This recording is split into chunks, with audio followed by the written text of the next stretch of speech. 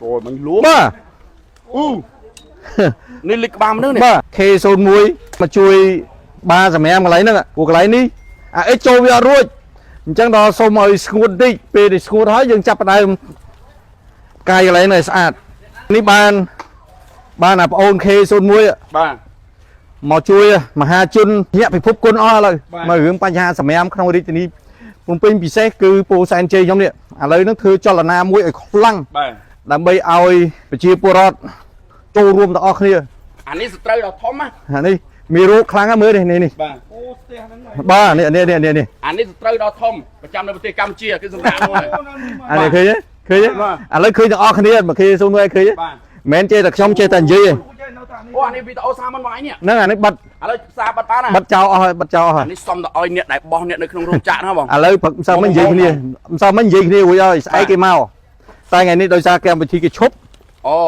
យើងក៏អត់ហ៊ានបខំដែរតែដោយសារថ្ងៃនេះយើងថាដូចដើរលេង បាទ មាត់សមុទ្រដើរលេងភ្នំដើរលេងអីចុះ បាទ មកជួបបងអូនអរគុណទាំងអស់គ្នា បាទ ព្រោះការងារនេះធ្វើជោគជ័យខ្ញុំធ្វើបានជោគជ័យអាដាមខួងស្រីនៅតែសើទៀត បាទ អាដាមខួងស្រីគាត់ឲ្យព្រេង បាទអូគាត់ អាដាមខួងស្រីជួយរហូតហើយមិនសមមិញ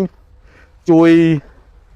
បាយទឹកដើម្បីឲ្យក្រុមការងារនឹងហូប បានហូបចុកអីហ្នឹងទៅ ហូបចុកអញ្ចឹងទៅ បាទ មកថ្ងៃនេះអរគុណ បាទបាទបាទ ទាំងអស់គ្នាមហាជនទាំងអស់គ្នាមកថ្ងៃនេះអើអស់ បាទ មកចូលរួមទាំងអស់គ្នាមកមើលសម្រាប់អាហ្នឹងម្នាក់បន្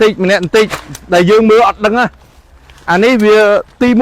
1វាបាត់សណ្ដាប់ធ្នាប់ទី2ស្ទះទឹកទី3សុខភាពអូពិសេសអានេះសុខភាព បាទ ដោយរដ្ឋមន្ត្រីសុខាភិបាលអាយដាមឈៀរ៉ាគាត់និយាយអញ្ចឹងគាត់ថាអានេះសុខភាពឲ្យមូសជាសម្បុកមូស បាទ ព្រោះយើងមួយថ្ងៃយើងនាំគ្នាយកលុយទាំងបាវទៅ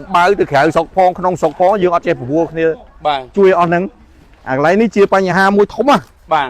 ហើយទី3វាបាត់សភនភាពទីក្រុងភ្នំពេញយើង ឯកភាពបងឯង តែទោះយ៉ាងម៉េចក៏ដោយចង្វាយខណ្ឌខ្ញុំ បាទ គាត់ជួយ បងសក់បាញ់ដែរ បាទគាត់ជួយលោកអាបាខណ្ឌគាត់ជួយខ្ញុំហើយអាចនិយាយទៅសើទៀតអាដាមគួងស្រីគាត់មើលអាកន្លែងចឹង បាទបាទ អូអត់បានទេតានោះ បាទចុចជាការនេះលក្ខការនេះអរគុណដល់អាយដាមខុងស្រេងផងនិងអាបាខាន់ផងបាទខ្ញុំក៏សូមថ្លែងអរគុណបើដែលយកចិត្តទុកដាក់បាទហើយគ្រប់គ្រងនៅសកម្មភាពបងប្រុសប៉ាងនេះណាហើយប្រជាពលរដ្ឋប្រជាជនទូទាំងប្រទេសកំពុងតែគ្រប់គ្រងភ្លុកទឹកភ្លុកដីអញ្ចឹងបងប្អូនគ្នាណាសម្រាមនេះបញ្ជាក់ឲ្យសត្រូវដ៏ធំមួយព្រោះសម្រាមនេះសត្រូវហើយវាសំខាន់បំផុតគឺធ្វើឲ្យយើងលិចទឹកលិចដីបាទ អានេះលេខទាំងអស់ បាទលិចទាំងអស់ អានេះផ្លូវជាតិលេខ4ក៏មក បាទ ពាំងកសាំង បាទ សម្រងក្រោមចោមចៅ1ចោមចៅ2អូកកាប1កកាប2ក៏នៅនឹងដែរទៅតាមនឹងទាំងអស់ហើយខាងកបោក៏មកខាងផ្លូវជាតិលេខ4មកមិនទាំងអស់ បាទ បុកមកតអញ្ចឹងវាកន្លងមកដែលវាស្ទះហ្នឹងយើងរកឲ្យឃើញថាវាហេតុអីបានស្ទះថាអញ្ចឹង បាទបងមើល បាទ